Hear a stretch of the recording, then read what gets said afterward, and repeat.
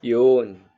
Kakayahan, hindi mawawala, hindi mababaklas, hindi kayang kunin ng sino man ang anyong kakayahan ng mga dinibusyon nyo at yung pinakapit nyo sa katawan nyo ay hindi kayang tanggalin ng sino man o mabaklas ng sino man. Pag-usapan natin katanungan ko yan. Let's go!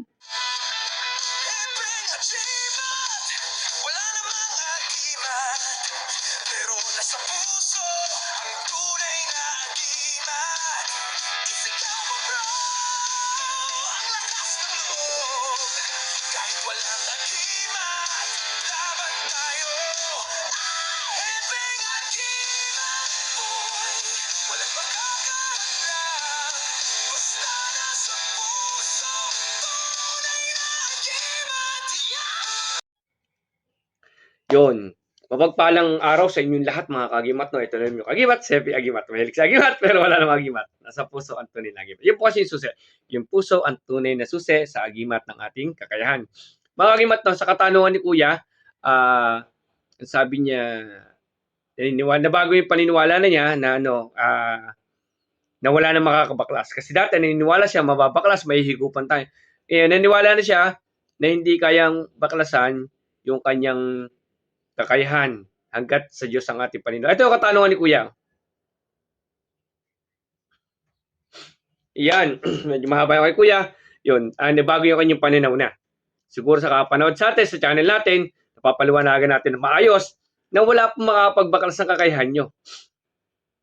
Wala pong makapagbaklas niyan. Sample kasi, pag nadasal kasi tayo, sample natin, yung pamamodo na Team Happy Agimat, ama na sumasampal tayo, Bagin Maria, nagdasal kayo ama namin, o nagbigay niya ng kakayahan sa inyo ay yung ama, nagkalungdan na para magkaroon kayong pondo, kakayahan sa inyong katawan, para mas madali mapagana yung orasyon, paano nila ihigupin yun? Dasal nga sa ama yun eh. Di ba? Yung ama namin eh. Di ba? Yung po mga pamamaraan po. No? Kagaya nga po yung napunta ako sa mga sementeryo, napunta ako sa patay, may patay dyan, yung sample, may patay sa isang lugar, may nagpagamot, nanggagamot po ako.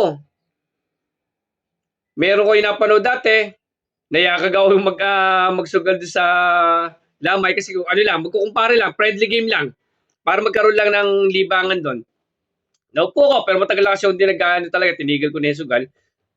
Napaupo lang tayo dahil nga po sa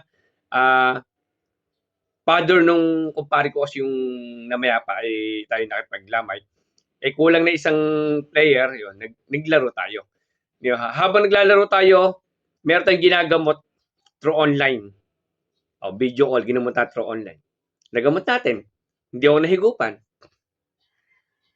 Yun po yung mga pamamaraan na sinasabi ko sa inyo na hindi po, wag po kayo matakot sa mga hinihigop-higop na yung ganang kakayahan. Wala po yan.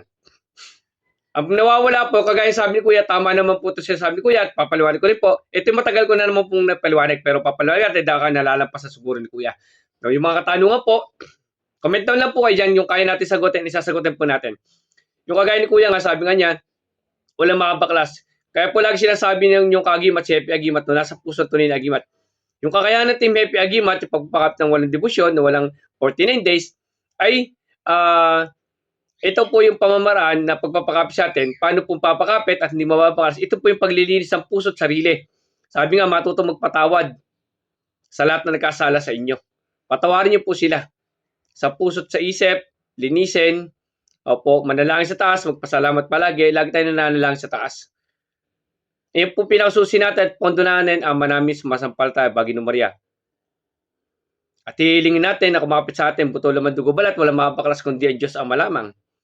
Pag hiniling natin sa Ama yan at kinalugdan ng Ama, hindi po mababaklas yan ng kahit sino po. Mawawala lang po ang kakayahan ng Team Happy Agimat pag gumagawa kayo ng masama. Ginamit nyo sa masama. Hindi man nabibigla po ng baklas yan sa katawan nyo, pero inuunti-unti ng Ama yan. Ang problema nyo dyan, yung karma po. Pag ginamit nyo sa masama yan, yung balik ng karma.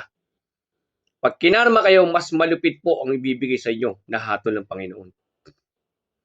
Kaya po, lagi sinasabi, paglilinis sa puso at isip, matutong magpatawad at gamitin sa mabuti ang aral. Kasi po, pag ginamit sa masama yan, ay masama din po ang babalik sa inyo na karma. Bad and good karma. Bad karma. Ginawa nyo ng masama, may bad karma kayo. Ginawa nyo mabuti, may good karma kayo. Hindi po mababaklas ang aral ng Team Happy Agimat hanggat hindi kayo gumagawa ng masama at hindi nawawala ang pananalig nyo sa taas. Yan po yung kay Kuya paliwanag din.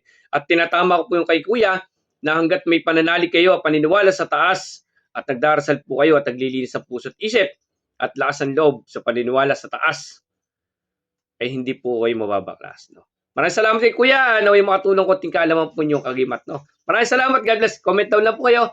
Yung mga tanong nyo po, habot kayo natin, isasagutin po natin. Maraming salamat at God bless sa inyo lahat.